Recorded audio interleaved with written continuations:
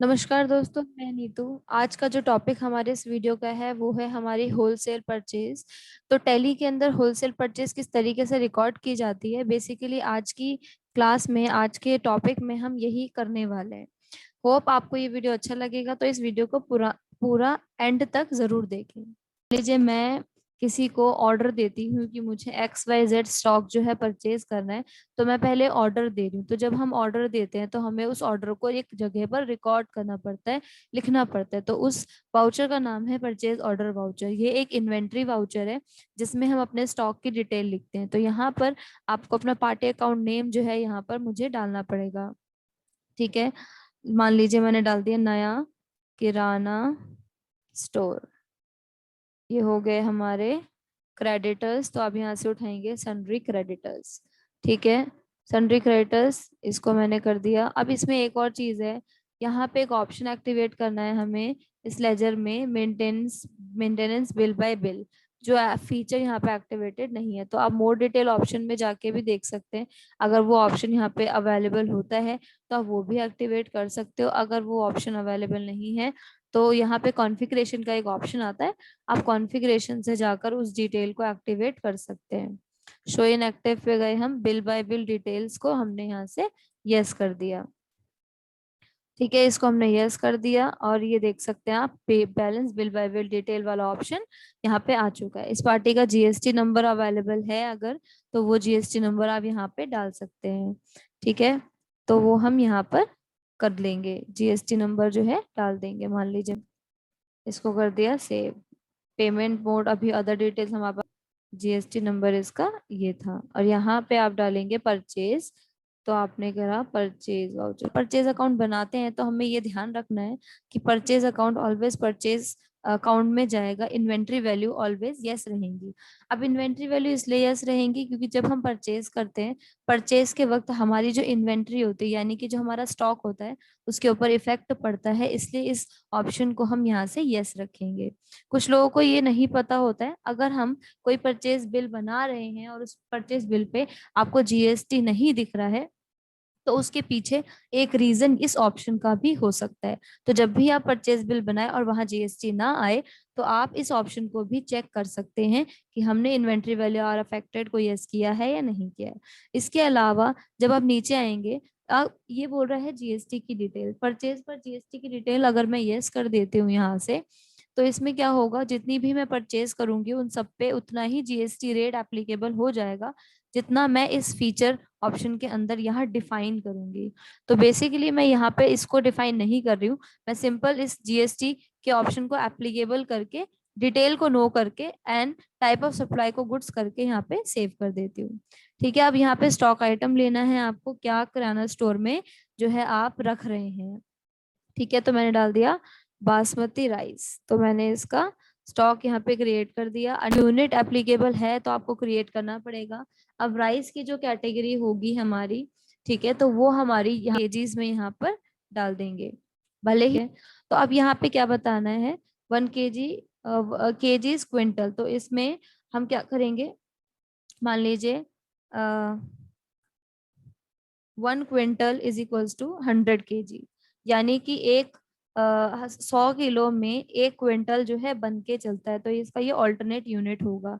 मान लीजिए कि अगर आप किसी को स्टॉक बेचते हैं या आप स्टॉक खरीदते हो, मान लीजिए आपने 80 किलो खरीदा है राइस, तो वो 80 केजीज में चला जाएगा।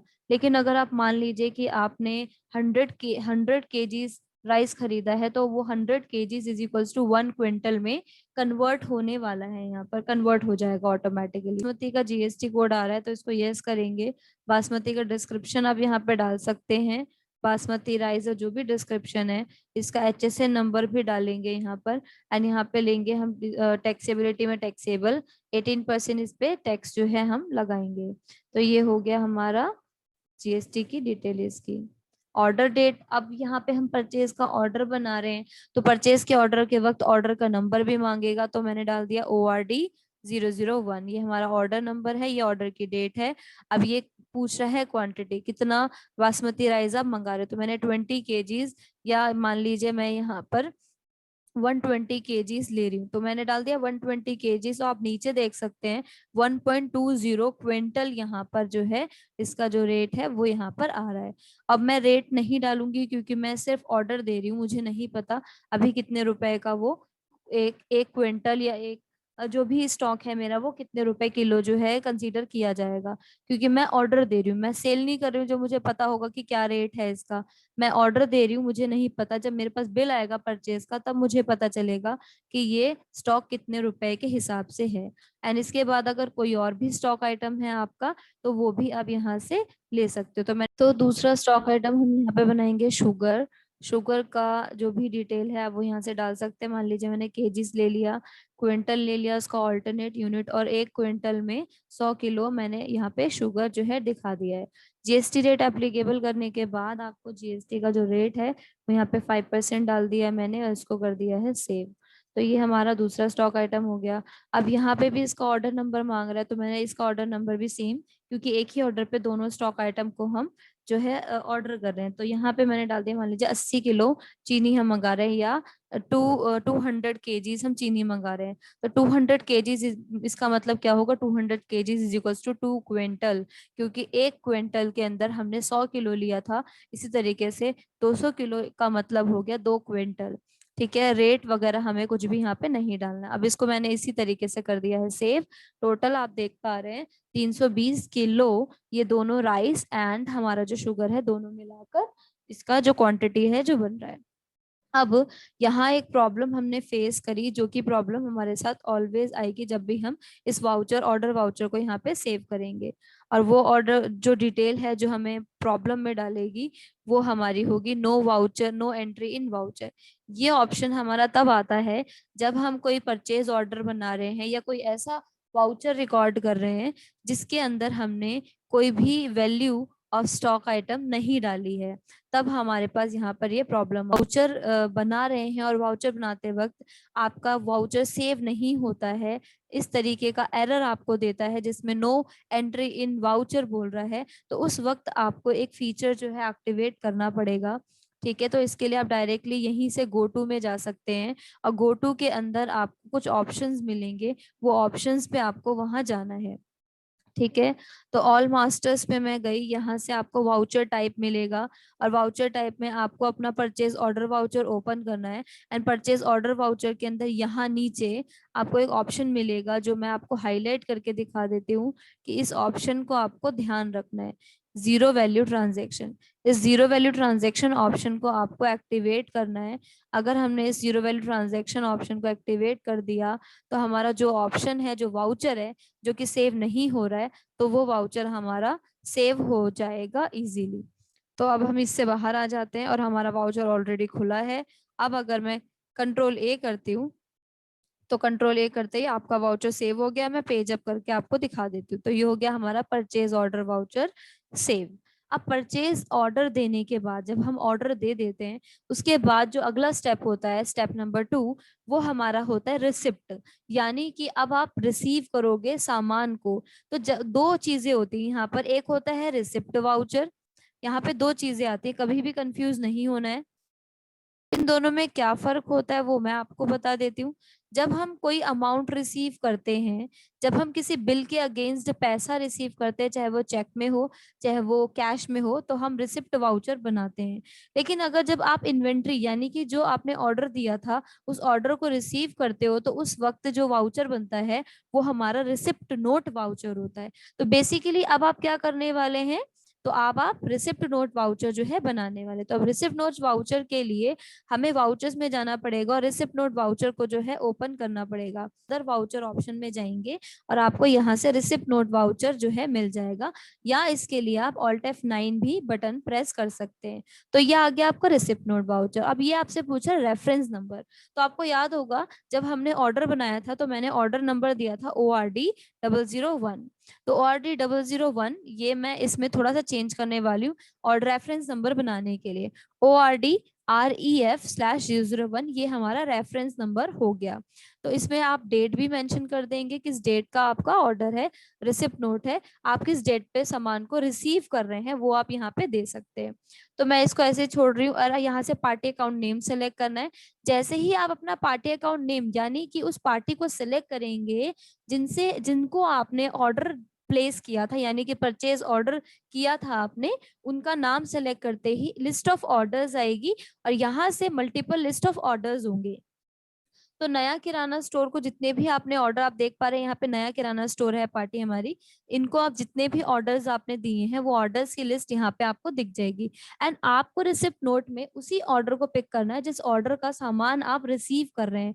तो मेरा ORD 001 ऑर्डर को हम रिसीव कर रहे हैं यहाँ पर। एंड ऑफ लिस्ट किया मैंने और इसको कर दिया है, इसको यहाँ से आप कर देंगे सेव। आप जैसे ही इस डिटेल को एक्टिवेट करेंगे, यस करेंगे, आप देख पा रहे हैं अब मैंने दोबारा ये डिटेल्स एक भी नहीं डाली है। Basmati rice and sugar automatically put होके आ गया है जो हमने ऑर्डर दिया था। यानी कि जिस सामान का आपने ऑर्डर दिया था वो एज इट इज आपका सामान रिसीव हो गया है। अगर रिसीव करते वक्त आपको लगता है कि जो सामान आपने ऑर्डर दिया था उससे कम सामान आपका आया है या उसमें कुछ ज्यादा सामान आया है या कुछ भी आया है, तो वो आप यहाँ पर एडिट कर सकते हैं। तो आपको क्या करना है, डायरेक्टली आपको एक काम करना है, ट्रैकिंग नंबर जब यहाँ पे इस ऑप्शन पे यस करते ही, स्टॉक आइटम पे एंटर करते ही, item allocation for basmati rice जब आपसे पूछेगा तो आपको ट्रैकिंग नंबर दिया जाएगा। और ट्रैकिंग नंबर का मतलब ही रेफरेंस नंबर होता है जो आपने इस ऑर्डर को बनाते वक्त यहाँ पे, इस रिसिप्ट नोट को बनाते वक्त ऊपर यहाँ पे डाला था। तो वही आपका रेफरेंस नंबर ट्रैकिंग नंबर में कन्वर्ट हो जाएगा। इसको एंटर किया एंड ये ऑर्डर नंबर पूछेगा तो आप ऑर्डर नंबर डाल दीजिए। ये आपकी क्वांटिटी आ गई। यहाँ पे आपका रेट, डिस्काउंट, आपको कुछ भी नहीं डालना है। बस आपको एक काम करना है, आपको अपना ट्रैकिंग नंबर उठाना है, यहाँ से ऑर्डर नंबर उठाना है और बाकी कोई भी चेंजेस नहीं करने। इससे क्या हो गया, ये आपके पास एक रिकॉर्ड आ गया है कि आपके पास इतना इतना सामान जो है आ चुका है। तो इसको मैंने कर दिया यहाँ से सेव। अब एक काम करते हैं, अब हम अपने एक बार इन्वेंट्री में जाके चेक कर लेते हैं क्या ये सामान हमारे पास अभी भी डिस्प्ले हो रहा है या नहीं। तो मैं स्टॉक समरी में जा रही हूँ। स्टॉक समरी में आप देख सकते हैं जब हमने सामान रिसीव किया तो हमारे पास ये सामान जो है डिस्प्ले हो रहा है। तो इतना इतना सामान आपके पास यहाँ पर अवेलेबल है, तो वो आप यहाँ पर देख सकते हैं। एंटर कर जो है ऑर्डर प्लेस कर दिया था और उस ऑर्डर के अगेंस्ट हमने सामान रिसीव भी कर लिया है। अब हमारे बिल की बारी, यानी कि जिन नया किराना स्टोर वालों से आपने सामान खरीदा है उन्होंने आपको बिल भेजा है। तो बिल भेजा है इसका मतलब परचेज बिल भेजा होगा, क्योंकि आपने परचेज ऑर्डर दिया था और उसके अगेंस्ट आपको सामान भी रिसीव हो गया एंड देन आपके पास बिल आ रहा है। तो ये जो रिसिप्ट नोट अभी आपने बनाया है उस रिसिप्ट नोट के साथ भी हमारा बिल आ सकता है। यानी कि जब आपके पास चालान आया है, यानी कि जब आपके पास सामान आया है, डिलीवरी आई है आपके पास, उस वक्त भी आपके पास परचेज बिल आ सकता है और उसके बाद भी आ सकता है। तो यहाँ पर हम परचेज बिल की एंट्री करने वाले F9 आप बटन प्रेस कर सकते हो परचेज के लिए। तो यहाँ पे मैंने क्या किया, यहाँ पे मैंने डाल दिया PUR REF 001, यानी कि जो मेरा रेफरेंस 001 था उसके अगेंस्ट मेरी परचेज जो है आ रहा है।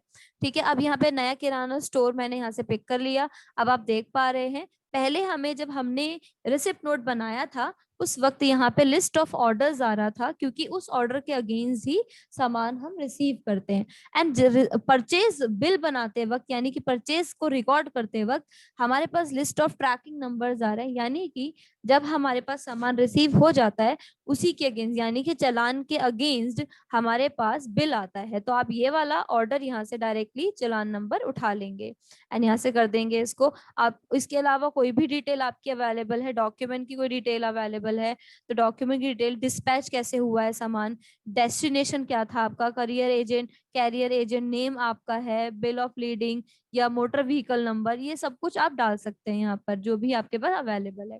एंड इसके बाद हम परचेज कर रहे हैं और यहाँ पर आप देख पा रहे हैं ऑटोमेटिकली सारा स्टॉक आइटम ऑटोमेटिकली आ चुका है। अब आपको क्या करना है, यहाँ कुछ भी नहीं करना, डायरेक्टली जाना है रेट में और आपको बासमती राइस का रेट यहाँ पे डालना है। मान लीजिए हम बल्क में खरीदने, यानी कि हम थोक में खरीद रहे हैं, ज्यादा क्वांटिटी में जब हम बल्क में खरीदते हैं तो हमारा जो स्टॉक रेट होता है वो उसमें थोड़ा बेनिफिट बेनिफिट भी हो जाता है। मान लीजिए मार्केट में अभी जो मैं सामान खरीद रही हूँ वो 50 रुपए किलो मुझे पड़ रहा है, यानी कि अगर मैं मार्केट में इसको 90 रुपए किलो बेचूंगी या 100 रुपए किलो बेचूंगी तो मेरे को जो ये रेट पड़ा है वो 50 रुपए परचेज का रेट पड़ा है। तो मैंने इसको एंड ऑफ लिस्ट कर दिया और इसका स्टॉक आप देख पा रहे हैं 120 किलो, यानी कि 6,000 रुपए का सामान मुझे ये पड़ा है। ऐसे ही शुगर का भी रेट यहाँ पे डालना है। शुगर मैंने यहाँ डाली 35 रुपीज की। मान लीजिए 50 रुपए की मार्केट में इसका रेट है, मेरे को 35 रुपीज का परचेज पड़ा है, तो 7,000 रुपए की 200 किलो यहाँ पर चीनी जो है यहाँ पर हमारी शुगर पड़ी है।